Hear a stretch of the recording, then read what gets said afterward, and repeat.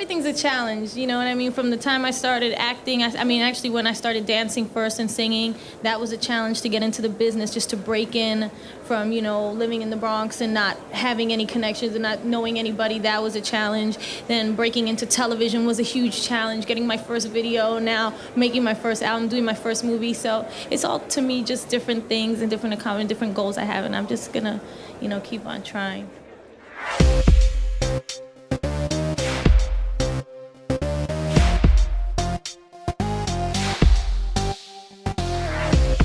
Jennifer Lopez is one of Hollywood's leading ladies. Throughout her illustrious career, she has starred in Hollywood blockbusters, released multi-platinum albums, ultimately propelling herself to the forefront of Hollywood fame. If you want to be in this business, it's so competitive that you have to really be focused, and you can't have like, oh, I'll fall back on this or whatever. You can't. You just have to go, no, this is what I'm going to do. With the simultaneous release of her second studio album, J.Lo, and her film The Wedding Planner, she became the first person to have a #1 album and film in the same week. With the CD and the movie coming out in the same week, it's like, you know, kind of like giving birth in a way, because it's the closest thing, you know, you put so much into it, and then it's just a lot, you know, it's a lot in 1 week. Pop music these days increasingly is very much a young girl's game. And just when you think J.Lo is finished, she comes back with another huge impact. So for J.Lo, I think the sky's the limit. Whatever she wants to do. She's one of the most influential Latinas in the industry. Beyond her entertainment career, Jennifer Lopez enjoys a highly successful business career consisting of clothing lines, accessories, fragrances, a production company, television shows, and charitable foundations, among others. It's just an amazing organization, UNICEF. It really is. It's been around for a long time. And to think that they have probably helped save more children's lives than any organization ever is an amazing thing, you know? Again, it's inspiring. She has an estimated net worth of $400 million. Jennifer Lopez is truly an all-singing, all-dancing phenomenon. Everything I do, I'm real passionate about. Follow her incredible story.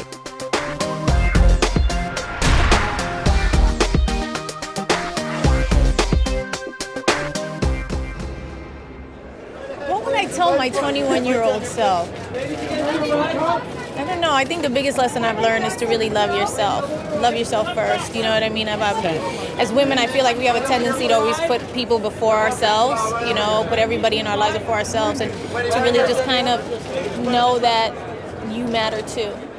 Jennifer Lopez has this diva image, so when I first met her, I was a bit nervous, thinking, oh dear, she's going to be a nightmare, she's going to be terrible, she's going to have 17 assistants handing her water through a straw and all that kind of stuff. But no, it turned out that she was incredibly down-to-earth, funny and friendly. And I was like, hang on a minute, that doesn't mesh with the image I've had of her, of demanding, you know, nothing but white lilies in her dressing room and all these sort of controversial riders. But what Jennifer Lopez has had for many years is a fantastic manager in Benny Medina, who understands that to really create a superstar, you have to create sometimes a diva image around them. So I think that was sort of largely put onto her by him very successfully. It made her sort of more interesting, more charismatic in a way. But when you meet J.Lo, she's not this huge egomaniacal diva. She is down to earth and funny. She is still Jenny from the block. So many film stars have attempted to launch a career in music. So many hit musicians have sought further success in the movies, yet none of them have ever matched the monumental achievements of Jennifer Lopez. 3 multi-million-dollar selling albums and counting, several major blockbusters, Hollywood pay packets breaking the $12 million mark, and a Golden Globe nomination. Jennifer Lopez is truly an all-encompassing superstar. In 2013, she was honored with a star on the Hollywood Walk of Fame. First, I want to say thank you so much to all of you guys out here.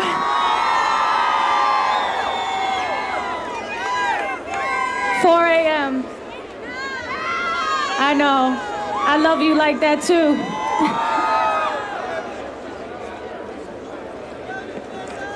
I love you.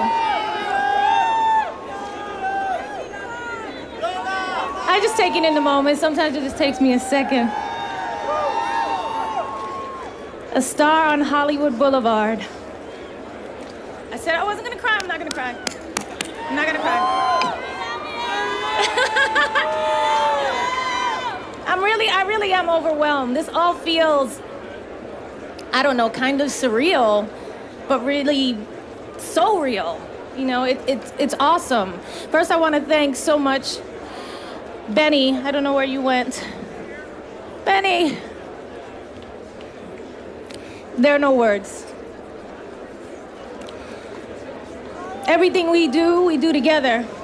We've done it together since the beginning. And you're right, we'll do it together till the day we die, I guess. That's my plan.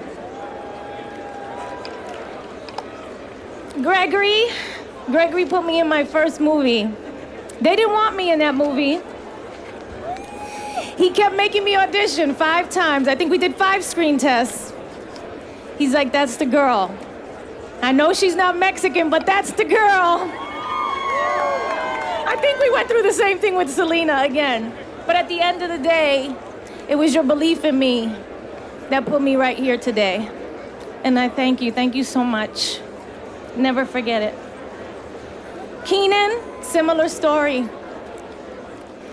I auditioned to be a fly girl amongst, 2,000 girls in New York City. I never forget that day I ran into my dad on the way there, and I felt it like an omen a little bit, like, oh, I ran into my dad on the way. Maybe I'm gonna get this. Such a far-fetched thing now that I think about it, but I don't know, maybe that's how you make things happen. You believe in it.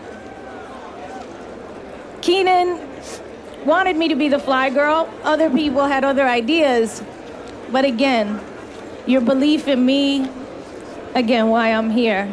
You told me as I had a difficult time moving from New York and everything I knew to Los Angeles and feeling very lonely, super alone, I always could walk into your office and you kept telling me, you're a star.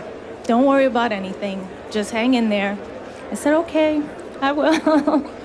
And I did.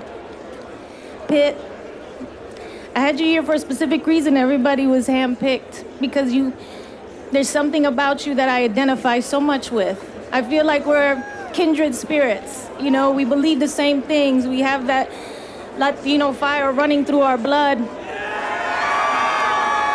And that's something very special. Thank you so much for being here.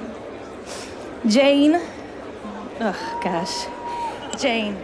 When I worked with Jane Fonda, it was almost as surreal as today.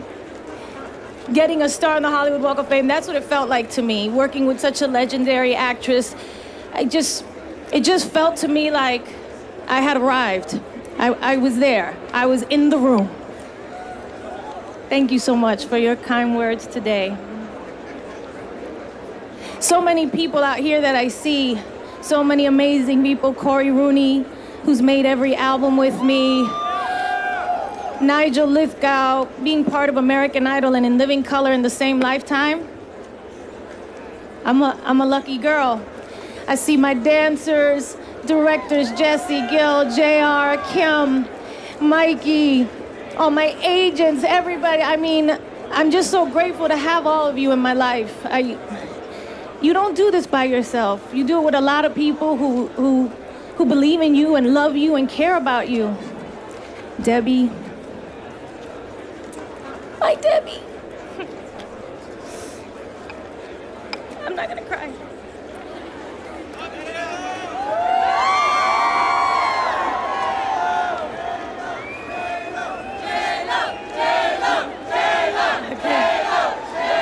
I'm gonna make this short.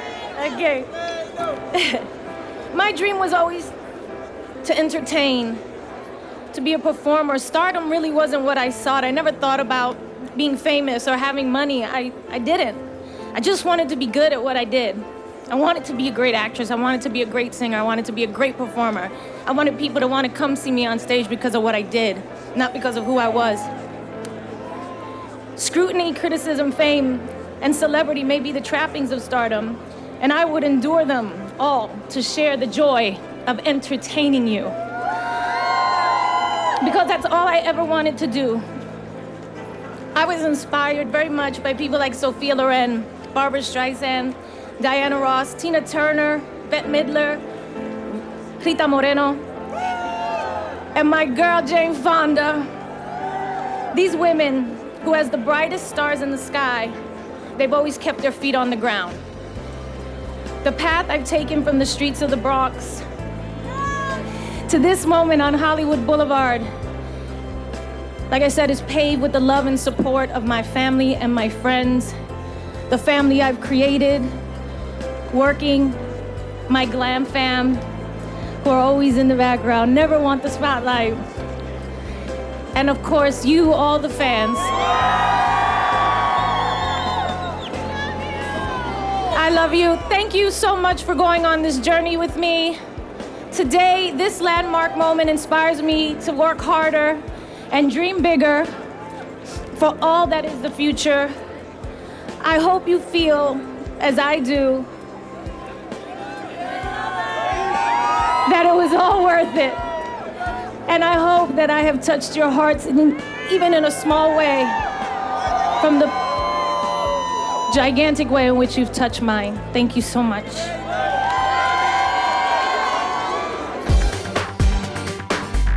Jennifer Lopez has been on a roller coaster ride of fame and success, and her story ultimately began with humble roots.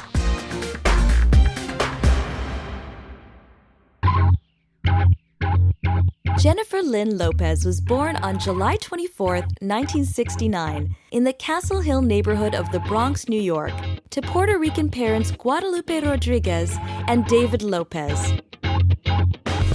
Her father worked the night shift at the Guardian Insurance Company before becoming a computer technician at the firm, while her mother was a homemaker. When Jennifer Lopez was born, the family was living in a small apartment. A few years later, her parents saved enough money to be able to purchase a 2-story house. Oh, the traditional humble showbiz beginnings for Jennifer Lopez. She was Jenny from the Block. That block was on the Bronx in New York. Spent her early years in a tiny apartment. Then her parents and sister moved out to a house, a great achievement for the family. They felt great about that. They were moving up in the world, but J-Lo had ambitions to go all the way up in the world.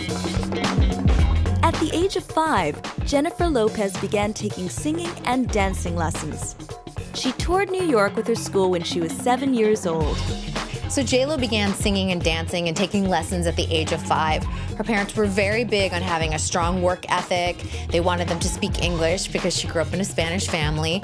But they allowed the kids to go around the house and do little shows and things like that. So that's really where J-Lo made her mark in the singing and dancing world, at home. She loved to perform. From a very early age, she knew that she wanted to be in show business. She wanted to be a movie star. And her parents discouraged the ambition.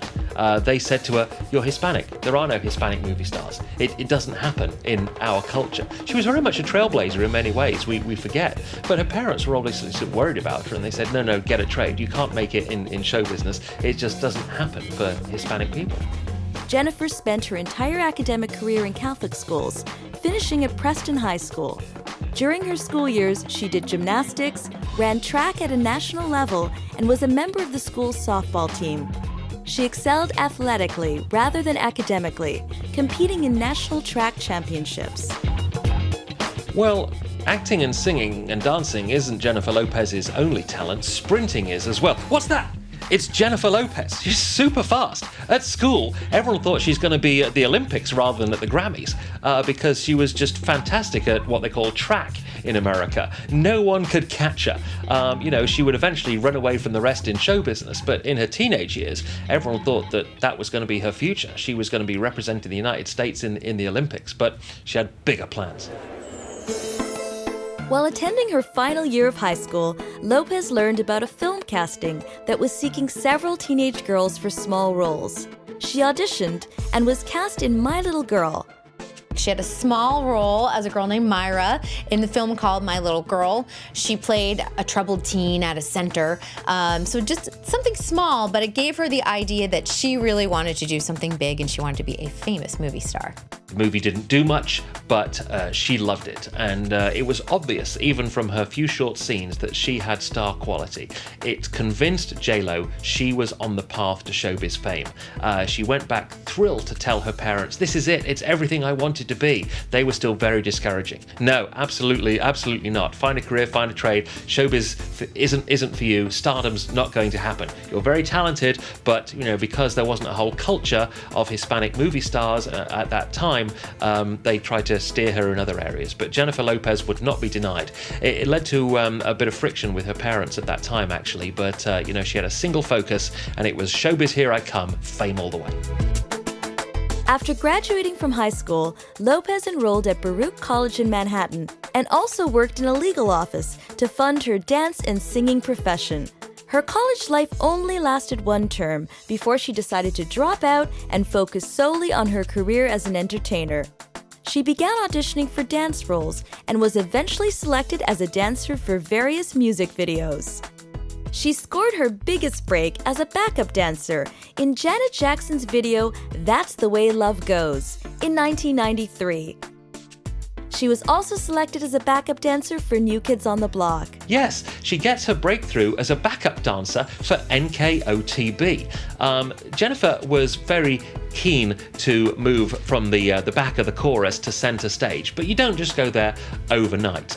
So she took a few other backup dancer jobs, but her breakthrough onto the screen came in the popular comedy show In Living Color, made by the Wayans brothers, but which gave Jim Carrey his start in show business. And if you look up clips of Jim Carrey sketches on YouTube and In Living Color, you might well see in the background Jennifer Lopez. She was one of the fly girls, one of the dancers on that show. If you were a fly girl on In Living Color, it meant that you were one of the top up-and-coming dancers in the country. But dancing wasn't the extent of her ambitions. And she did that all the way through 1993, where she left to get bigger and better roles. She went on to star in a TV movie called Nurses on the Line, The Crash of Flight 7, followed by a first-time role in the drama My Family in 1995. She managed to land a role alongside Hollywood A-listers Wesley Snipes and Woody Harrelson in the movie Money Train.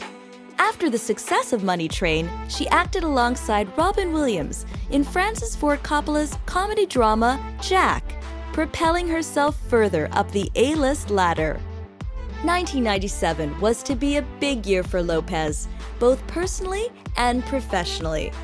First came a Golden Globe nomination for Best Actress for her role in the film Selena, and she also met Ohani Noah, a waiter working at a Miami restaurant. She lands the lead part as the late Latina rock goddess. A perfect part for her. It enabled her to showcase her music skills and her acting chops. And it became a huge hit with the Hispanic community, the real bedrock of her support in show business. Not so much a mainstream success, but it proved to Hollywood that she could carry a movie as the star, and she didn't shrink from the spotlight, and she had the goods.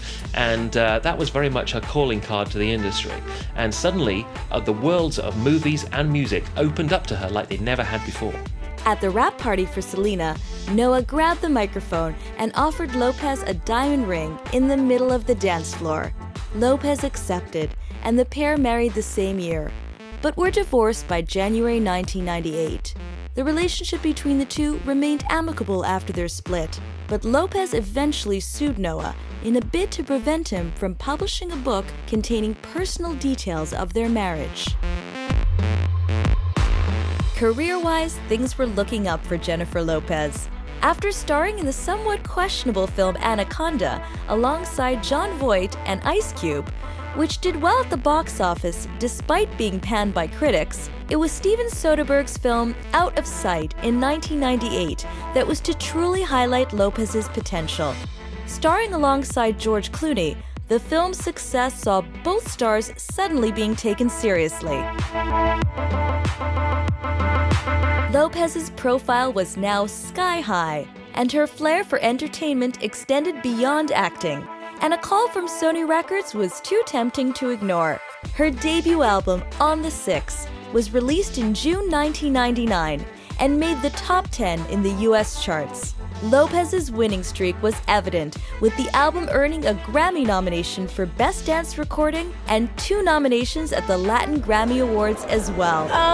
I would describe it as kind of like a Latin soul. It's kind of pop, but it's kind of like who I am. I grew up in New York. I'm Puerto Rican, so it's like it's urban, but it definitely has a Latin influence, and it's dance music, and it's all those things. It's a hybrid of all of that kind of stuff. You'll understand when you hear it. I think the next single is going to be Feeling So Good. What was the rest of the question?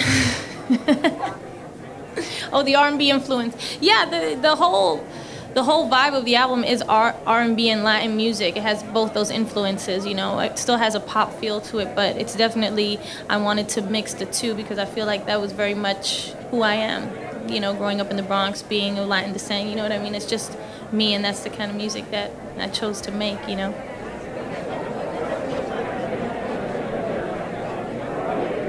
I just think of myself as a performer, an entertainer.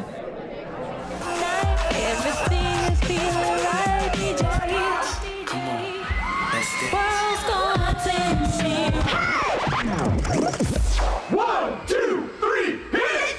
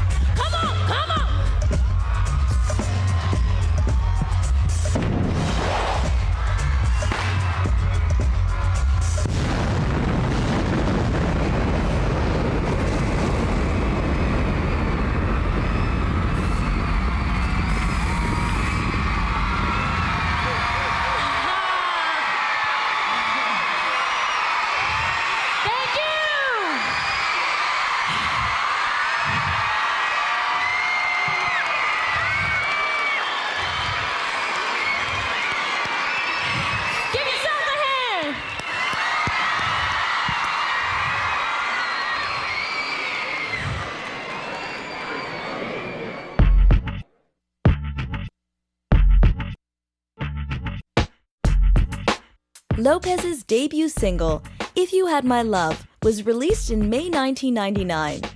4 months earlier, Britney Spears had released Hit Me Baby One More Time and was the biggest thing in pop music. Then, just months later, Jennifer Lopez comes along with If You Had My Love, another huge hit straight out of the gate, going straight up to the top of the charts. That is the way to do it, J-Lo. What a confident calling card that was. And so she was a pop star right from the start. So if you remember this music video for If You Had My Love, this was kind of the signature look for J-Lo at the time. She was in all white. Sometimes it looks a little bit like pajama bottoms now, but she also wears that bikini top in it. And she was very into all white. She even liked her dressing rooms all white at the time.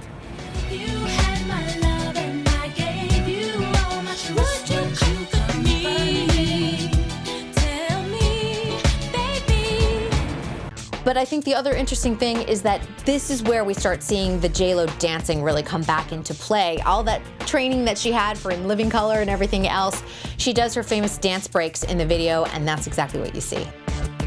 Prior to the debut of her music, critics wondered why she would take the risk of launching a music career when she was already an established movie star. She created a record alongside Britney Spears, but they both topped the charts with their debut single, and that doesn't normally happen. You usually have to wait a little while or pay some dues, but that song did extremely well.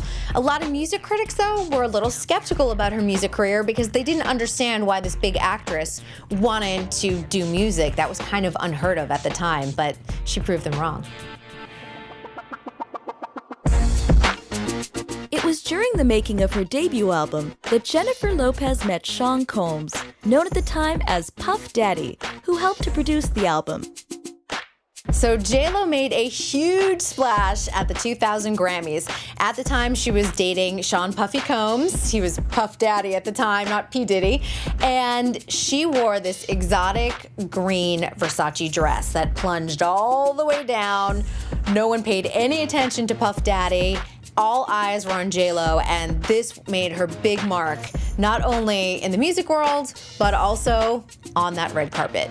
Oh, the green Versace dress at the 2000 Grammy Awards didn't leave much to the imagination. You know, I still see it. In fact, all of us can see it in Los Angeles. That dress is on display at the Grammy Museum in Los Angeles. One of the most iconic things in rock and roll history. You know, alongside, you know, the guitars, the drum kits of the great Jennifer Lopez's dress is in the Grammy Museum here in Los Angeles. This was the moment a superstar was born. In showbiz careers, your red carpet impact can really take you into the stratosphere if you have the right date and the right dress. Now, J-Lo ticked both those boxes that night. Her date was Sean Combs, P. Diddy, whatever you want to call him. With him on her arm and that dress on her body, the world sat up and took notice. And if anyone didn't know the name Jennifer Lopez before the 2000 Grammy Awards, they certainly did afterwards, once they'd recovered from fainting at the sight of the dress. Their 2.5-year relationship was splashed across the media on a regular basis, and the press focused on one particular story, which saw Lopez and Combs involved in a gunfire brawl at a New York club in December 1999. The pair were stopped by police after the incident, and a stolen gun was found in the front seat of their car, for which Lopez was initially charged for gun possession. But the charges were later dropped after her appeal that she was in the back seat of the car during transit. Needless to say, the hype and stress surrounding the drama would fizzle the romance, and Lopez split from Combs a year later.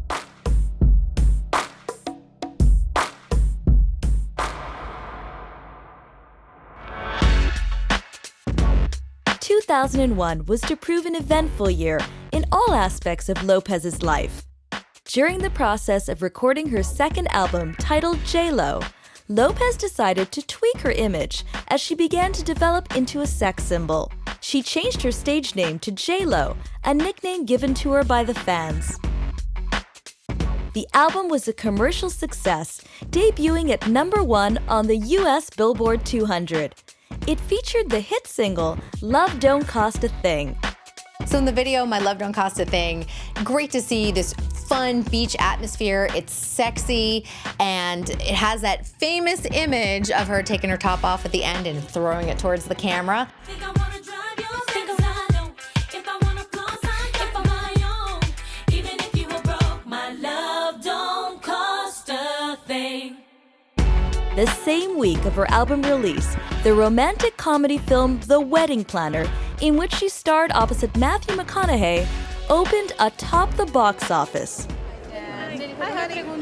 Tell me, Matt called you Fuego. He had a nickname for you. Yeah, Fuego. What do you think of that? He just he saw it because it's a nickname that my kind of my camp calls me, which means fire, which means I'm fiery. I guess I don't know, whatever. You were talking about this being like a baby to you, this movie. Yeah. Tell us why you've got so much invested in it. No, I was saying with the CD and the movie coming out the same week, it's like kind of like giving birth in a way, because it's the closest thing. You put so much into it, and then it's just a lot. It's a lot in 1 week. This film is so different from The Cell. So why this one? Why think this was a good one to go on? It just happened that way. I didn't really plan anything. I read a lot of scripts, and then I go and I pick what I like, and it just so happened that one happened to be a thriller, and then the next one a romantic comedy, and the next one I have coming out is a drama. So, they just kind of work out that way. It wasn't really planned. Now, your father gives you advice in this movie. Do you take advice from your family in love or not? I do. I go to them when it gets really, really tough, you know what I mean? Because your family's really the only people who are ever there for you all the time, so. And what would you have for your wedding day? What sort of survival kit would, it's maybe coming up soon. What would you have in there? I don't know. I would really have to put some thought into that. In May 2001, Lopez starred in a romantic drama film, Angel Eyes, which performed disappointingly at the box office, but still managed to generate positive reviews from movie critics. Two people who are kind of lost, and what I love about it is that it's not really like fairy tale Hollywood in that sense. In that sense, it's more reality based about two people, like I said, kind of lost and closed off to the rest of the world, and finding each other with love and acceptance are able to kind of heal each other and move on. So it's more of a drama and less about action. Yeah, it's more of a drama, about a story about two people, regular people. Who did the drama? Dolce. Thanks. Thank you, guys. Thank you. You know, George. Yeah, Good to see you. How are you? Good. First question is, where's your hair? It's all pinned up and different. It's like it was angel inspired, cherub inspired. Jim Caviezel said that love scenes are not the most comfortable thing for him. He kept on his briefs They're the not entire time. comfortable for anybody. How They're did the worst you thing help? in the world. But how did you help Jim through it? Well, I just told him, I was like, is this your first love scene? And he said, yeah. And I go, you know what? Just don't even worry about it. I mean, everybody hates them because they're so uncomfortable. I think everybody hates them. They should. They're horrible.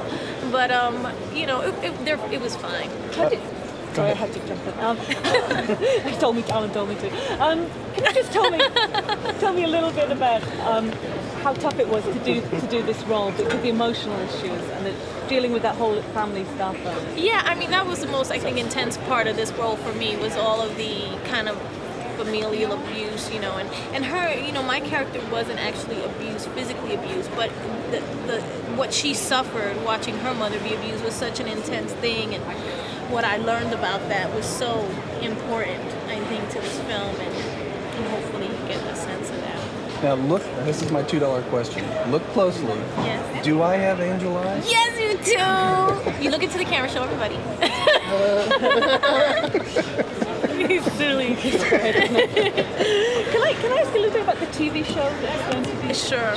Can you tell us a little bit why you're going into that area? You know, we were thinking about doing a TV special for the music for a while now, you know, ever since we were working on this new album, and so it was something always in the plans, and when we started talking about it, you know, and I think it was at a premiere for The Cellar something, we sat down, my family was in town, my mom and my sister, and my agents and we all like having dinner, and we started telling stories about our family, which was crazy. And you know, Benny Medina, who's my manager, who kind of helped, you know, make The Fresh Prince of Bel-Air with Will Smith and all that stuff, he was like, which was his story kind of, said, you know what, this would make an incredible TV sitcom or drama or something. And I was like, you know, it could, if we made it kind of like a young girl's perspective, kind of like a Wonder Years type of thing, but with this kind of crazy family around her, who's, you know, the girl's kind of like singing in front of the mirror all the time.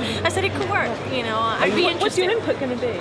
I mean, I have input on everything that I do. You know, I don't just put my name on something to hopefully make $1. That's not what it's about for me. For me, it's about the creativity, you know, actually creating something and looking at it, you know. Are you ready to settle into that kind of hoping schedule? people enjoy it. Are you ready to settle into that kind of regular schedule, going to work every day? Well, this sounds like going to work every day on a TV thing. But I'm definitely going to have tons of input on that. Absolutely. You're out for world domination, aren't you? Right? Like, No, I'm a simple girl. Yeah. Is this This? These dynamics are amazing now. It's nice, right? Yeah, it's very nice. And did you buy it yourself? Did somebody give it to you? No, this is mine. This is not. Can I ask you? I'm not sure who did this one. You haven't been feeling well in that you're walking down this line like you're 100%. Are you 100% tonight? You know, I might not be 100, but I'm here because, you know, I love this movie and I want everybody to see it. I hope they go and enjoy it. I think it's a really great love story, and I think, you know, if you feel like laughing and crying a little bit, go ahead. It was in 2001 when Jennifer Lopez met backup dancer Chris Judd while filming the video to her single Love Don't Cost a Thing, and the two married in late 2001. However, in true showbiz fashion, the marriage lasted only a few months, and by 2003, the two were divorced.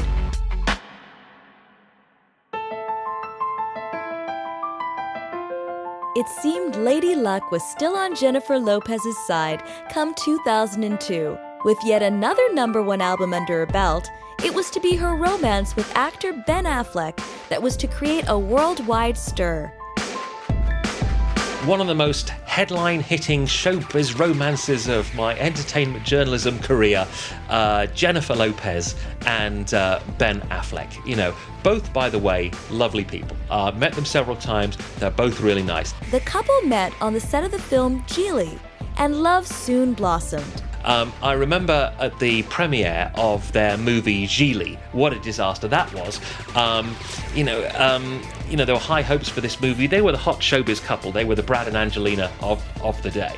But unfortunately, the movie just didn't live up to their star quality. I was at the premiere in Westwood when it came out. I was just at the end of the red carpet, and I noticed that I was watching from inside the door, seeing just amazed by their star quality. You know, they were arm in arm, they were like making love to every camera. It was utterly fantastic. And then when the photographers were brought back in, they came back together to pose for pictures. So it was an education to me there about, you know, the power of the celebrity couple. The fame was great for both their careers. Their relationship spawned publicity off the scale, with the pair being renamed Bennifer, and Affleck even appearing in her music video for the single Jenny from the Block, which was taken from her third studio album, This Is Me Then. So her third studio album, This Is Me Then, had a lot of love songs that were dedicated to her fiancé, Ben Affleck. Now, the two had become engaged. This was the famous engagement where he gave her a huge pink diamond, and that became all the rage. Everyone wanted pink diamonds for their engagement. But it also was the start of Bennifer. And it's one of the first times we saw celebrity names become a hybrid name together. The paparazzi followed them everywhere. Every single moment of their engagement, of their life, was chronicled. And this is where we saw kind of a cleaned up Ben Affleck. He started wearing Gucci and all of Armani and being really dressed up and slick back hair. A very different Ben Affleck than we're used to. They say in show business you should never forget your roots, and J-Lo certainly didn't, as is evidenced by her video, Jenny from the Block. Now, there she was, a homecoming. She films it in the Bronx. It was like Elvis had walked into the neighborhood. You know, she is the biggest superstar to that thing. So, I mean, the police had their hands full trying to push back behind the barriers all the army of fans who were trying to get a look at that video. So Jenny from the Block really chronicles the love story between Ben Affleck and J-Lo. You know, she's just saying, I'm a regular girl, but they're showing all these images of them out on the ocean in this big fancy boat or in hotel rooms, and the paparazzi chasing them. Be fooled by the rocks that I got. I'm still Jenny from the Block. I have a little, now I have a lot. Where I go, I know where I came from. But I think the most famous scene out of that video is when J-Lo and Ben Affleck are on the boat and she's in her bikini and he pats that famous bottom.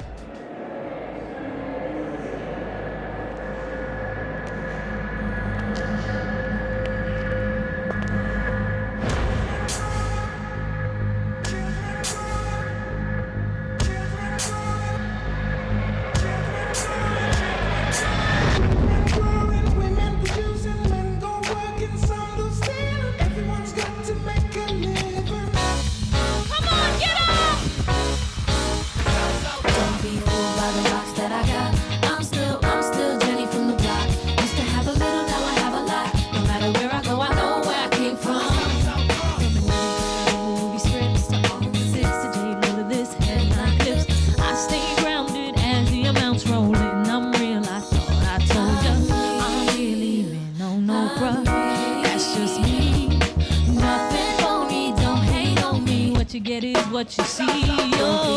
By the rocks that I got, I'm still Jenny from the Block. Used to have a little, now I have a lot. No matter where I go, I know where I came from.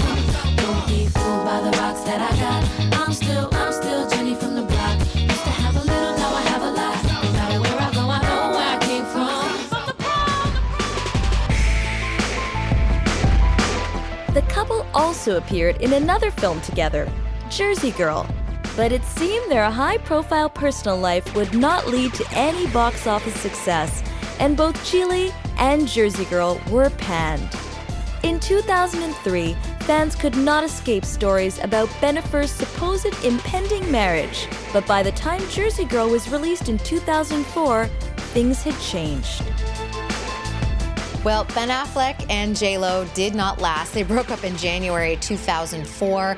Very public breakup. They said it was the paparazzi and all the media coverage of their relationship, but there were other things going on. You know, people spotted Ben Affleck in strip clubs and things were going on there, and she wasn't happy. So their marriage never happened. It didn't seem like they were sort of deeply in love. You know, I've seen Ben very deeply in love with his wife, Jennifer Garner, and he just seemed to look at her in a much more loving way than I ever saw her look at Jennifer Lopez. You know, it's a shame for me as a showbiz journalist it didn't work out, because it's great when two A-listers get together, and you do wonder what have happened, you know, if Ben and J-Lo had still been together now. But you know, after the disaster that was the movie Gigli, it was kind of like their relationship couldn't survive after that as well. So yeah, another relationship thrown into the dustbin of showbiz history, but it was great while it lasted.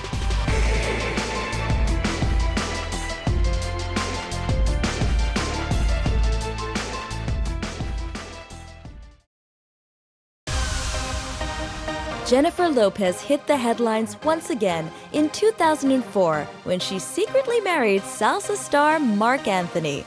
They had briefly dated in the late 1990s, before his first marriage and her second. So in January, she's all brokenhearted and sad, and a friend of hers swoops in to rescue her, and it's singer Marc Anthony. He just helps her with her broken heart, and before you know it, she's married, and it's only June. Same year, and she's got her third husband. After a year away from the music scene, Lopez released her fourth studio album, Rebirth, in 2005. So in 2005, Jennifer Lopez was at an interesting crossroads in her career. She was almost becoming better known for marketing and merchandising. You know, she had her very successful perfume range, she had a very successful clothing products, but the records weren't selling like they used to. The movies weren't as successful at the box office as they were, but she was still a huge brand. The challenge was to remind people that she was still a pop star and still had the goods. She did it with the album Rebirth. And the hit song from that, Get Right, proved that she was back on the right track in her music career. And for her, this was kind of a fresh start. She had gone through a rough couple years with her breakup with Ben Affleck. The movie career wasn't going well. And, you know, she had a new marriage with Marc Anthony. So I think she just felt like this was a fresh start for her. And she didn't have a bunch of love songs to Ben Affleck on this album. You know, she just kept a few simple references to her current husband. But she was really happy with where the album was. The album featured the successful single, Get Right. In the music video, Get Right, J-Lo plays multiple roles. You'll see her as a bartender, you'll see her as the go-go dancer, you even see her as the young working mom, a club goer.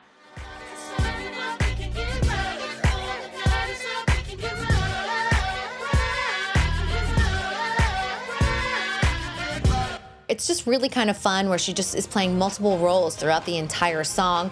And we do get to see another one of those famous J-Lo dance breaks that just, she kills it right there in the middle of the song.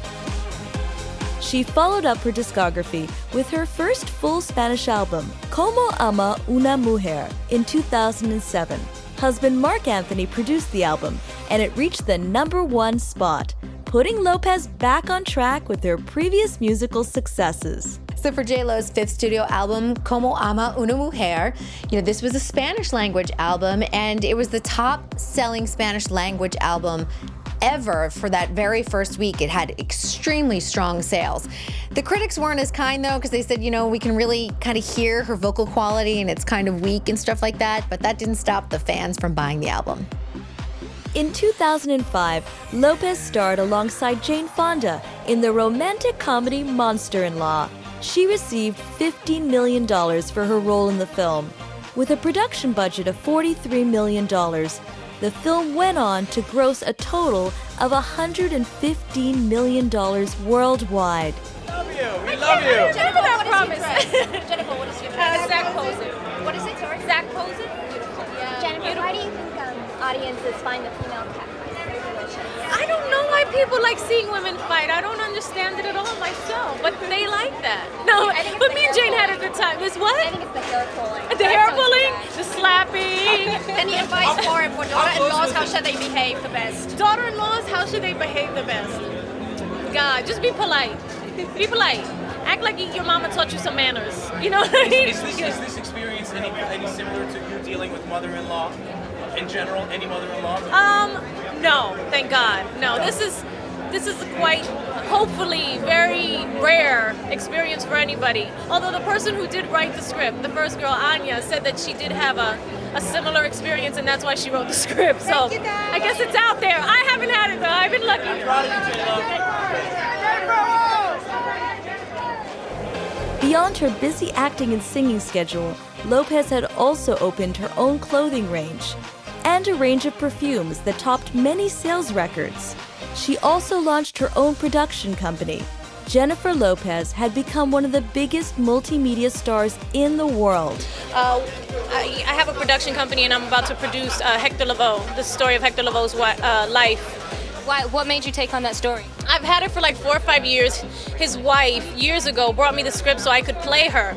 And it was about, I guess, 4 or 5 years ago. And I've just been developing the script since then. And are you going to be starring in it? It's a maybe. Possibly. Well, thank you so much. Thank you. Have a good night. Jennifer Lopez has never forgotten her core audience, that is the Latino community, and a lot of her merchandising and marketing efforts have been directed in that direction as well, including some of the jobs she's taken on with various companies, various TV stations as well, various endorsements.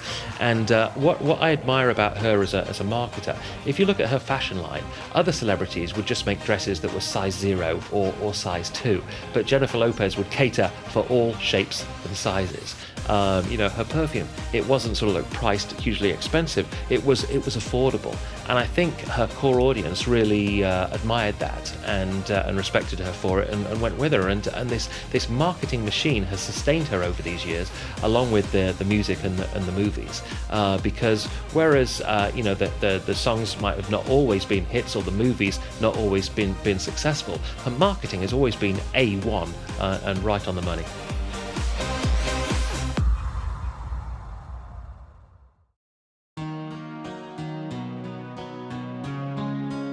Lopez's sixth studio album, Brave, was released in October 2007. It became her lowest charting album worldwide. The album produced 2 singles, Do It Well and Hold It, Don't Drop It. The first peaked at number 31 on the Billboard Hot 100 chart, while the latter failed to make any significant impact on the charts.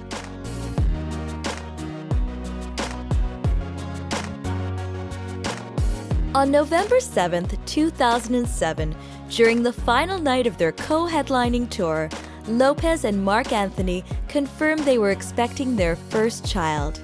The announcement ended months of speculation over the pregnancy. Her father confirmed that the couple were expecting twins. Lopez gave birth to a son, Maximilian David, and a daughter, Emma Maribel, in Long Island, New York, on February 22, 2008. Well, it's funny because, they are not growing up the way I grew up.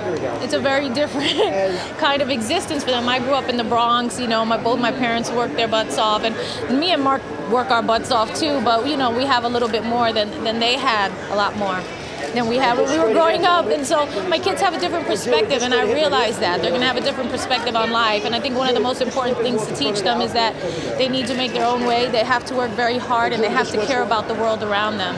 And I hope by doing things like this that they'll remember from a very young age that was something that was always very important to Mark and I. What are your favorite Gucci pieces that you've Oh my God, so many. I mean, so many. Gucci's been such a huge part of my life. I probably my favorite piece ever, which people won't really think because they think of glamour and luxe and everything, but I had a Gucci black bomber that was my set coat for many, many years. Every morning on the set, it was just like a big bomber, all black, down to here, as big as this, and I just love being worn, and those early morning calls and those late night shoots, it kept me very warm and very cozy. I can totally picture that. Yeah. So tell us a little about the shoot that you did. How did you get involved? Actually, it was actually kind of a hard decision whether to put them in or not. We're not really the type to kind of parade the kids in front of the paparazzi. Obviously, we know they catch us and stuff like that, but it's not really something that we want for them, So this was kind of a big deal, but I thought about it and I knew Frida wanted me to do it. And it was kind of like, do we do it with the kids? Do we get other kids? Because it was to launch her children's collection. Or do we put the kids in and not show their faces? You know, it was like, what do we do? And when Mark and I spoke about it, and that, again, once we realized that it was for such a good cause and she wanted to kind of launch it in conjunction with what she was doing with UNICEF, again, it kind of became a no-brainer. And I didn't want, from years from now, the kids to kind of look at mommy in a picture with two other kids and wonder, why weren't we in that, you know, and kind of feel bad about that. And I thought about that too. I wanted it to be my kids. You know, my kids are why my whole perspective on the world has changed. And what inspired me to finally start my foundation and to start the telemedicine program and be so involved with that. So, I mean, they're a big part of that.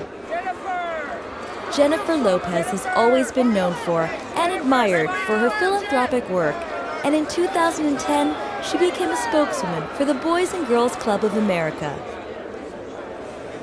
Now it's time. It's time to introduce our very special guest. Again, her career all started not too far from here in the Bronx, New York. Not too far. And one of her mentors is here right now, Harold Maldonado. But it's all about this moment, this opportunity. So let me introduce. She is truly one of New York's finest. An actor, a musician, a great entertainer, a philanthropist that never forgot where she came from. She is one of Boys and Girls Club's greatest achievements. A true icon, a true icon. Ladies and gentlemen, please welcome Jennifer Lopez.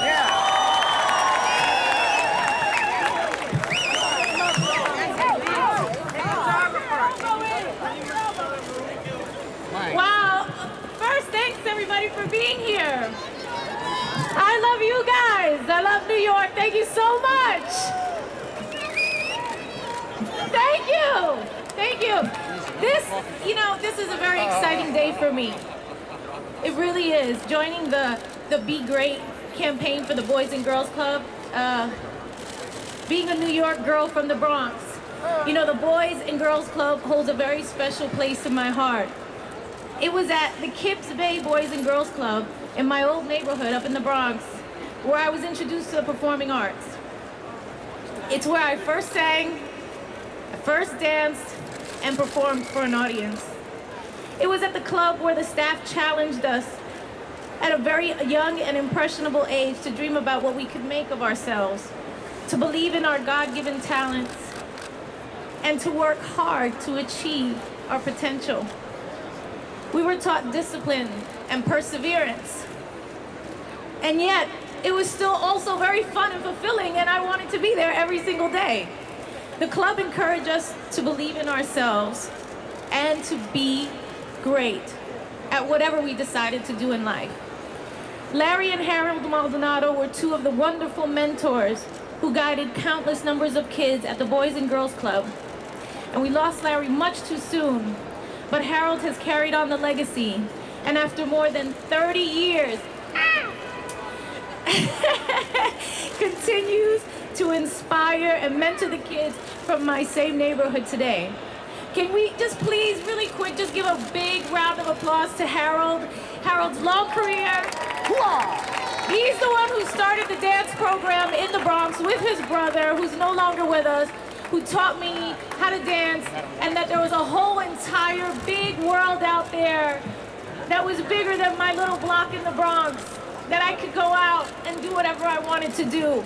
And that is the absolute truth.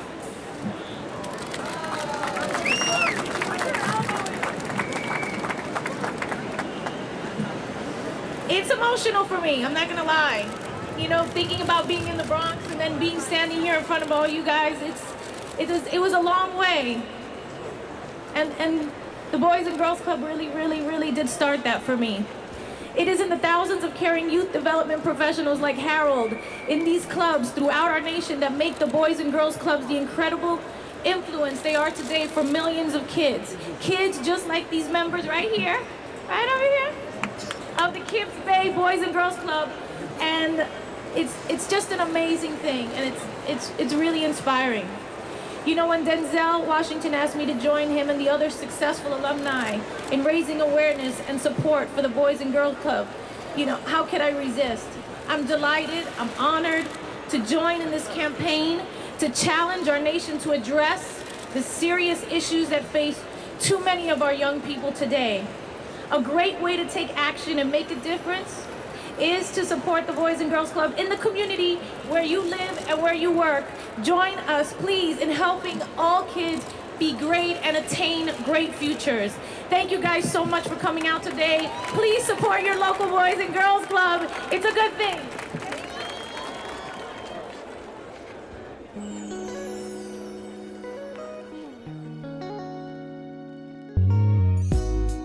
Lopez parted ways with Epic Records in February 2010, citing that she had fulfilled her contractual obligations and now wished to release her 7th studio album, Love, under a new label. Her departure from the label temporarily halted production on the album, which commenced in 2009. Upon signing a new contract with Island Records, recording resumed. So from her new album, Love, one of her most successful singles was On the Floor, and this was a great comeback single for her because she hadn't had that massive success she had had earlier in the decade. So for her, this was a great way to remind fans, I'm an artist, and let me show you what I've got. In April 2010, Lopez starred in the romantic comedy The Backup Plan, her first film role in over 3 years. Having received a modest $77 million worldwide, the film received lukewarm reviews. So I just want to start by asking you about the character. You look like you had loads of fun. How fun was it working with Alex? I did. I had a lot of fun with this movie. You know, I love comedy. You can have a lot of fun on a set when you're doing a comedy every day. And working with Alex was amazing. You know, he was a lot of fun to play with. And the film's called The Backup Plan. Yes. Obviously you're a businesswoman, entrepreneur, singer, actress. Did you have a backup plan? I really didn't. I don't think you can in this business. If you want to be in this business, it's so competitive that you have to really be focused. And you can't have like, oh, I'll fall back on this or whatever. You can't. You just have to go, no, this is what I'm going to do. And how much of the character was you just actually being yourself and remembering being pregnant, and how much of it was acting? It was acting. It was all acting? No, it wasn't me being myself. I think Zoe and I are very different in many ways. You know, she was kind of a loner. I'm so not a loner. I love being around my family and friends and stuff, and she was also emotionally very different than I was, and it was fun. And how has having children, how has it changed your life? Oh gosh, I mean, it just changes you as a person. You know, your whole perspective on life is different because now your heart has opened up in a way that you never knew it could, and it just changes you. Well, congratulations, the film's fantastic. You look amazing. Have a lovely evening. Thank you. You've been pregnant with twins, so were you making suggestions saying Zoe wouldn't be like this or she would be like this? Oh, sure. I mean, there's a scene in the movie, a couple scenes where I was like eating and peeing out. They didn't put them in the first cut, and I was like, listen, you guys, this is very important for women. They need to see me picking out. This is what happens when you're pregnant. You get really sleepy, you get really hungry, you have gas, okay? It's all right. They're gonna laugh, trust me. So yeah, we were very, me and the writer, who's also a woman and had just gone through her own pregnancy, were very adamant about those things. And obviously Zoe, in the end, she can have it all. She can have the family and the man and the work. I mean, how do you balance work and looking after your children? I mean, it's a tough balancing act. It really is. You know, I wouldn't say that my life is easier. It's harder now, but it's better. You know, life is just more beautiful now. And you say you love making comedy. Yes. What was the most fun scene in this? The most fun scene was probably the water burst scene. And I don't want to give too much away, but you'll laugh. Trust me, you're going to laugh. I love that scene. Thank you very much. In June 2010, following the departure of Ellen DeGeneres from American Idol, it was reported that Lopez was in talks to join Season 10's judging panel. During the same time, Lopez and Anthony were being considered for a role on The X Factor for their appeal to Latin and international markets.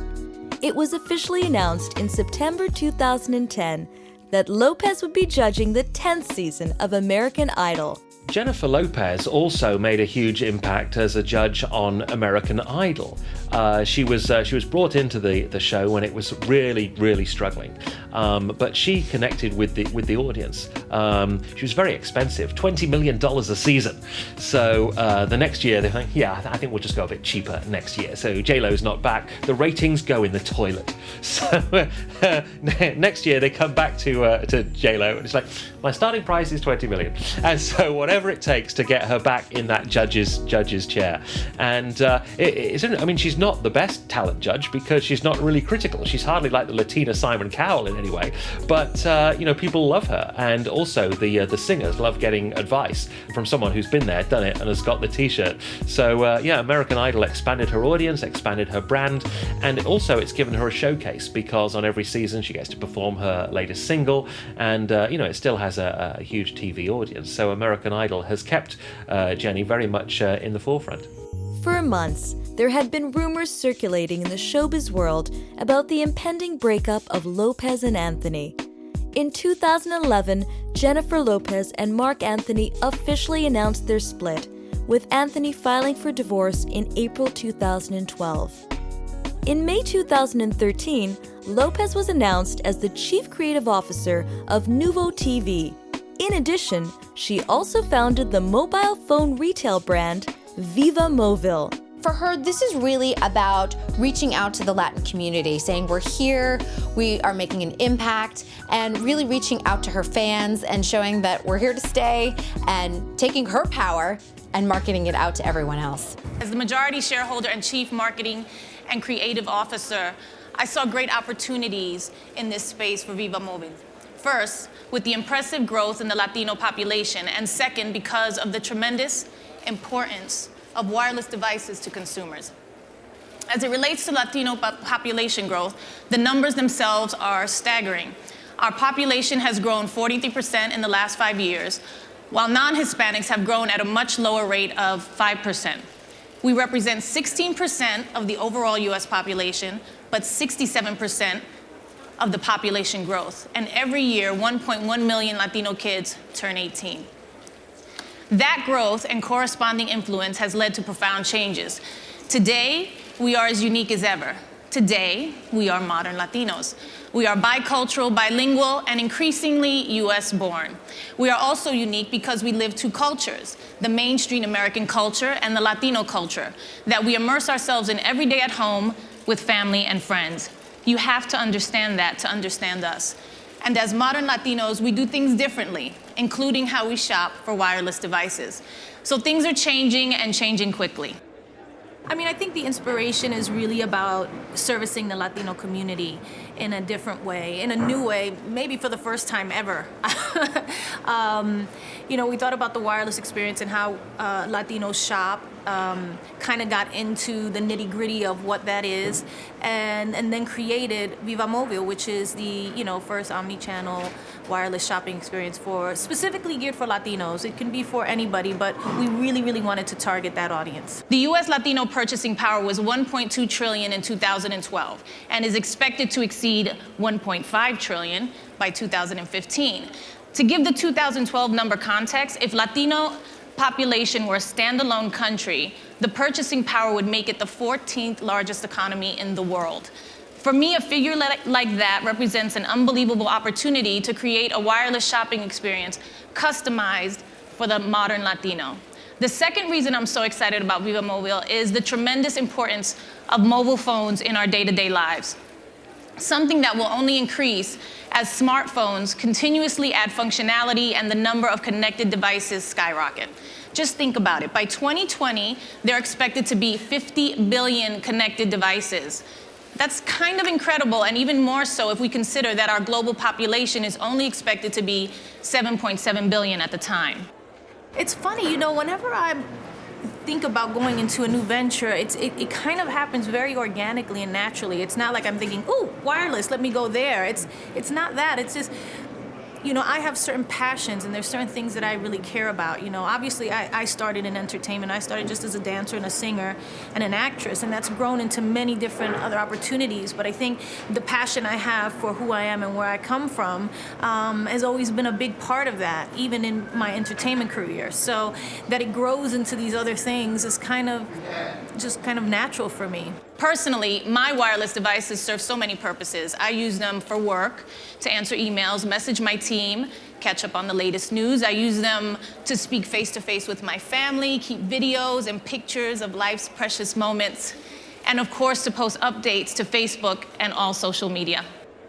Well, there's a lot of different things. I mean, first of all, we're creating the stores, which is going to be a unique experience. It's really geared with, we'll have bilingual, attendants there in the store to help everybody. So that's going to be, they have to be bilingual. We're going to have an area for children. A lot of Latinos love to shop with their families. They also like to know what's going on. We're going to have great, deals and buys, which is also very important to the Latino community.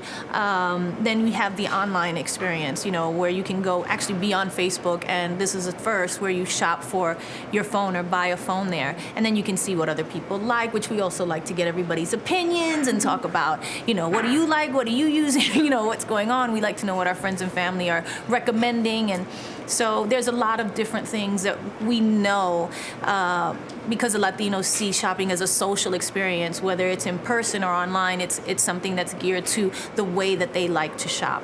Latinos love social networks, and we are super active online. There are 26 million US Latinos that are actively on Facebook today, and the number is growing quickly. On average, every day Latinos spend 1.5 hours more online than non-Latinos. We like to shop with our family and want to know what our friends are buying and why. With Facebook and Viva Mobile, you will be able to see what your friends bought, and just as importantly, what they recommend. And it'll all be really easy. There will be a simple prompt after you purchase a device or accessories allowing you to share it with friends. Social commerce will transform retail today much in the same way as online did decades ago. Viva Mobile will be at the forefront and the first social shopping experience for wireless. What else is important for Latinos? Well, we love deals and getting a great value. At Viva Mobile, we will be passionately dedicated to delivering great value in many different ways, starting with giving consumers the ability to purchase the latest smartphones and tablets on Verizon Wireless's 4G LTE network. And for all you fashionistas, I have personally developed an exclusive line of fashionable accessories. I think we just see it growing and growing. It's like one of the reporters out in the press conference asked us, it's like, why don't you have stores in all of these places? Because Latinos are now such a big part of the population and growing as we speak. As I said in my speech, with all the different numbers that we scroll down so people can understand the scope of what we're dealing with. And he's right. We want to be able to just kind of grow it and put it everywhere. We have to start. Everything starts with small baby steps. You want to get the foundation right first, but then the hope is to open them across, the country. The Viva Mobile customer will have my complete commitment that we will provide a new consumer experience. We have meticulously designed our stores to help reflect the way Latinos shop. 45% of Latinos shop with their children. That's 3 times more than non-Latinos. We will have dedicated play areas for children in our stores. We want you to bring your friends and family because we understand that shopping is a social experience for Latinos. 55% of Latinos want to interact with products before making a purchase. We will have working product on our floor, allowing our customers to test drive products before they buy them. And very importantly for Latinos, we will offer a first of its kind, culturally relevant retail setting where our staff will be completely bilingual. They will guide and support you through the entire wireless shopping experience, ensuring you get the most value that best matches your needs and fits the right plan for you. They will help you activate your phone, accessorize your phone, insure your phone, and all the while speaking your language. I want to thank Marnie and Verizon Wireless for believing in me and Viva Mobile. Today, the vision becomes reality. After 18 months, year and a half. We are launching Viva Mobile, and GetViva.com is live and taking orders. The Viva Mobile Facebook site is open so you can start experiencing the first ever social commerce environment for wireless. We will be opening our first store on June 15th, located near one of the busiest intersections in New York. And by the end of the year, we will open up at least 15 stores in cities like Los Angeles and Miami, and we'll continue opening up locations across the country to make sure Latinos can access the best place to shop for wireless. As we started talking about it, they really wanted to target a certain community because of the fact that they have a tremendous amount of business that they felt that they were missing. And I started giving the idiosyncrasies of what it is to be one of us. I realized it was a really an empowerment movement for the community. You know, you can't have a successful kind of a life, personal or professional, without this device. You know, it's all about communication. That's what life is all about. And so everybody needs this, and everybody should have it. And it should be easy to get. It shouldn't be a difficult process. And that's where the whole idea was kind of born. I like it to feel clean, and I'm a summertime baby in a sense, you know what I mean? So I like everything to kind of be bright and light and, you know, kind of like that. So when we were designing it, we thought about that. We wanted people to feel up when they came into the store, and not to be like, again, a gloomy experience. So we took into consideration all of those things. It was like black shirts, red shirts, white pants, black, you know what I mean? It was like, well, we wanted to have color, but at the same time, we wanted to be clean and inviting and friendly. And so you're just thinking about 1,000 things when you're designing something like this. It's crazy. You don't realize how much detail goes into it until you start doing it, how much work goes into it. It took us like 2 years to get this right. It's important to the community because, like I said, you know, life is about communication, and these wireless devices are such an important part of our life. And so everybody, it should be easy for everybody to get them. And I see it seriously as an empowerment move for us. After the successful opening of Nuvo TV and Viva Movil, Lopez was back doing what she does best. She released her 8th studio album, AKA.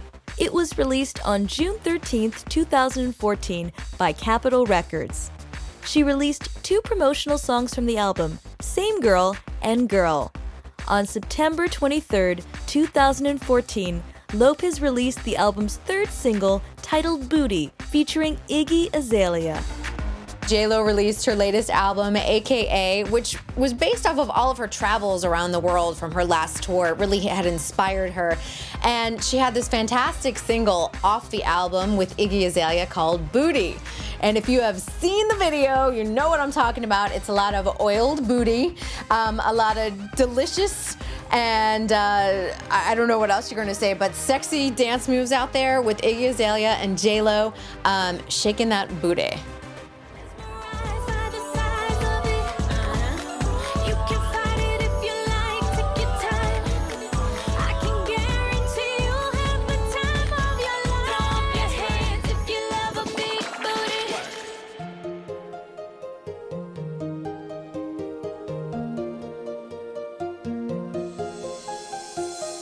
There is no doubt that Jennifer Lopez has been one of Hollywood's biggest stars over the past 2 decades.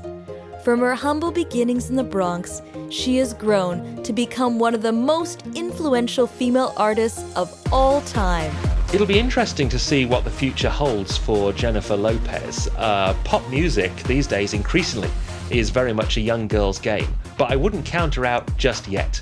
I mean, she's been a great survivor all these years in show business, and just when you think J-Lo is finished, she comes back with another huge impact. So while the records haven't been selling in recent years as much as they were at the beginning, I still think there's a lot of music and magic left in J-Lo yet.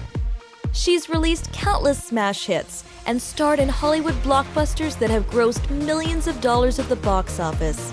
So for J-Lo, I think the sky's the limit, whatever she wants to do. She's one of the most influential Latinas in the industry. She has a new autobiography out. I think we'll see her get married again. I think that there's at least one more marriage in her. And you're also going to see her continue on American Idol and in the music and in the film industry. She's amazing. Actress, singer, and dancer. In the entertainment world, this is known as a triple threat. Jennifer Lopez will definitely be dominating the showbiz world for years to come.